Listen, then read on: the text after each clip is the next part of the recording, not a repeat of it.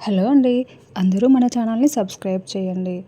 సహస్ర ఆదికేశవులతో phone మాట్లాడుతూ ఉంటే, అమ్మ మీరు చెప్పేది నాకు అర్థం కావట్లేదమ్మా" అని అంటూ ఉంటే, "ఒక్క నిమిషం అంకుల్ నేను వీడియో కాల్ చేస్తాను. అలా అయితే మీకు చూపిస్తూ మాట్లాడుతూ ఉంటే ఈజీగా అర్థమవుతుంది" అని చెప్పి సహస్ర వీడియో కాల్ చేస్తుంది.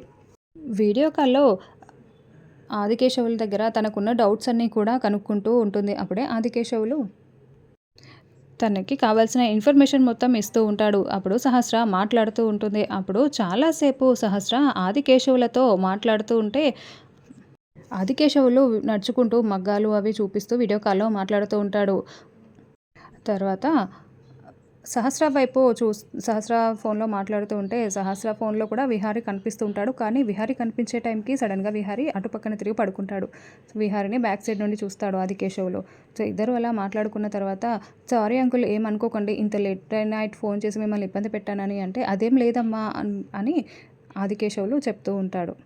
మరోవైపు లక్ష్మి గదిలో కూర్చొని వర్క్ చేసుకుంటూ ఉంటుంది. సడన్‌గా చారుకేశ అలా వెళ్ళి ఆలోచించి లక్ష్మి దగ్గరికి వస్తాడు. మెల్లిగా డోర్ ఓపెన్ చేసేసరికి లక్ష్మి వర్క్ చేసుకుంటూ కనిపిస్తుంది. "లక్ష్మి ఈరోజు నీ సంగతి చెప్తాను. నీ రహస్య సంబంధాలన్నీ కూడా బయట పెడతాను. నువ్వు లేదంటే నేను చెప్పినట్టు వినాలి" అని అనుకుని డోర్ ఓపెన్ చేసుకొని లోపలికి వస్తూ ఉంటాడు. లక్ష్మి చూస్తుంది. "ఏంటండి ఏ డోర్ వేస్తున్నారు" అని అంటూ సడన్‌గా లేసి నించొని, "ఎందుకొచ్చారు చెప్పండి ఏమైనా కావాలా" అని అడుగుతూ ఉంటుంది. అలాగే చూస్తూ గడియ పెడతాడు. లక్ష్మి చాలా బాధపడుతూ ఉంటుంది. "ఏంటి మీరేం చేస్తున్నారు? అసలు గడెందుకు పెడుతున్నారు" అని అంటూ లక్ష్మి అడుగుతూ ఉంటుంది. చారుకేశ నవ్వుతూ దగ్గరికి వస్తూ ఇలా అంటూ ఉంటాడు. "కొంచెం ఆగు, నువ్వు ఆగితే నేను అడిగిన ప్రశ్నలన్నిటికీ సమాధానం చెప్తాను" అని అంటూ ఉంటే, "అసలు ఎందుకొచ్చారు ఇలా? ఏం మాట్లాడుతున్నారు మీరు" అని అడుగుతూ ఉంటే, ఫోన్‌లో నుండి ఒక ఫోటో ఓపెన్ చేసి, ఈ ఫోటో చూసి "నీ ఉద్దేశ్యం ఏంటో చెప్పు" అని అడుగుతూ ఉంటే, లక్ష్మి చాలా టెన్షన్ పడుతూ ఉంటుంది. ఈ ఫోటోలన్నీ కూడా పద్మాక్షి వదినకి చెప్తే అప్పుడు నీ పరిస్థితి ఏమవుతుందో ఆలోచించుకున్నావా? అని అంటూ ఉంటే, "వద్దు చెప్పొద్దు ప్లీజ్" అని లక్ష్మి వేడుకుంటూ ఉంటుంది. "అవునా చెప్పొద్దా? చెప్పొద్దంటే మరి నాకు కావాల్సింది నువ్వు చెయ్యాలి" అని చారుకేశ, "నువ్వు విహారీతో ఎలాంటి సరసాలైతే ఆడుతున్నావో, బాత్రూంలో ఎలాంటి సరసాలు ఆడావో అవన్నీ నాతో కూడా చేయాలి. ఒక్క గంట సేపు అని చెప్పి మళ్ళీ నేను నీ జోలికి రాను.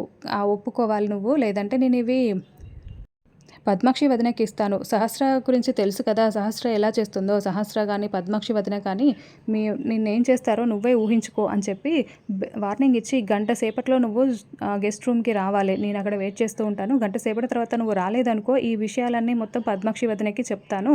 అప్పుడు నీ పరిస్థితి ఏమవుతుందో నువ్వే ఊహించుకో, ఆలోచించుకో" అని చెప్పి చారుకేశ అక్కడి నుంచి వెళ్ళిపోతాడు. లక్ష్మి బాగా ఏడుస్తూ ఉంటుంది. మరోవైపు ఆ గెస్ట్ రూమ్‌లోకి చారుకేశ వెళ్ళేసరికి చీకట్లో అక్కడ నించొని ఉంటుంది.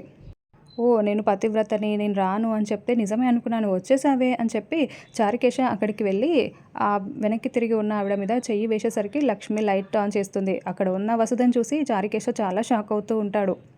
అప్పుడు వసుధ చారుకేశని చూసి చాలా తిడుతూ చెంప మీద కొడుతూ ఉంటుంది. లక్ష్మి అక్కడికి వచ్చి నించొని, "అసలు అమ్మగారు మీకోసం ఎంత ప్రేమిస్తారు, మీకోసం ఎన్ని పూజలు, వ్రతాలు చేస్తున్నారు, మీరు ఇలా చేస్తున్నారేంటి" అని చెప్పి తిడుతూ ఉంటే, చారుకేశ ఏడుస్తూ నిలబడి చూస్తూ ఉంటాడు.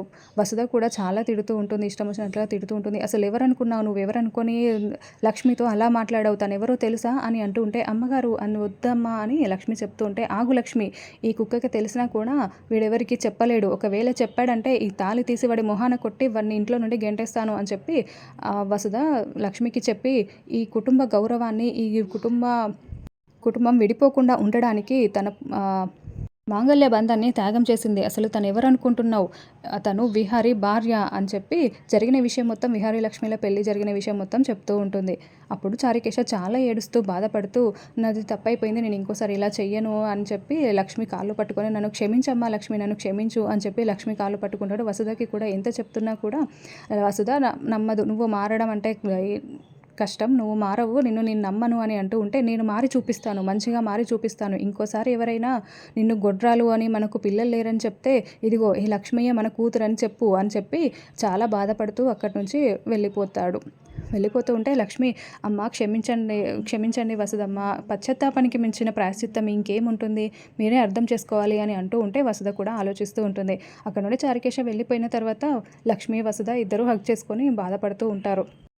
మరోవైపు తెల్లవారగానే ఆఫీస్‌కి అందరూ ఆఫీస్‌కి వచ్చి ఉంటారు. విహారీ బొకే పట్టుకొని వెయిట్ చేస్తూ ఉంటాడు. విహారీ, అంబిక ఉంటారు. స్టాఫ్ అంతా కూడా వెయిట్ చేస్తూ ఉంటారు. అప్పుడే లక్ష్మి కారులో నుండి దిగి ఆఫీస్‌లోకి రాగానే కంగ్రాచ్యులేషన్స్ లక్ష్మి అని బొకే విహారీ లక్ష్మికి ఇచ్చి కంగ్రాట్స్ చెప్తూ ఉంటాడు. థ్యాంక్ యూ విహారీ గారు అని చెప్పి అంటూ ఉంటే, పద ఇప్పటి నుండి నువ్వు వి క్రాఫ్ట్స్‌కే కాదు ఆ విహారీ కంపెనీస్ అన్నింటికి కూడా నువ్వే ఎండీవి అని చెప్పి విహారీ చెప్పేసరికి అందరూ క్లాప్స్ కొడుతూ ఉంటారు. పద వెళ్దాం, ఇదే నీ రూమ్ అని చెప్పి విహారీ రూమ్‌లోకి తీసుకువెళ్తాడు. అక్కడ ఒక చైర్ ఉంటుంది. ఇదే నీ చైర్ అని చెప్పి, ఇక్కడే నువ్వు వర్క్ చేసుకునేది, ఇదే నీ క్యాబిన్ అని చెప్పి విహారీ చెప్తూ ఉంటాడు. లక్ష్మి వెళ్ళి ఆ చైర్‌లో కూర్చుంటుంది.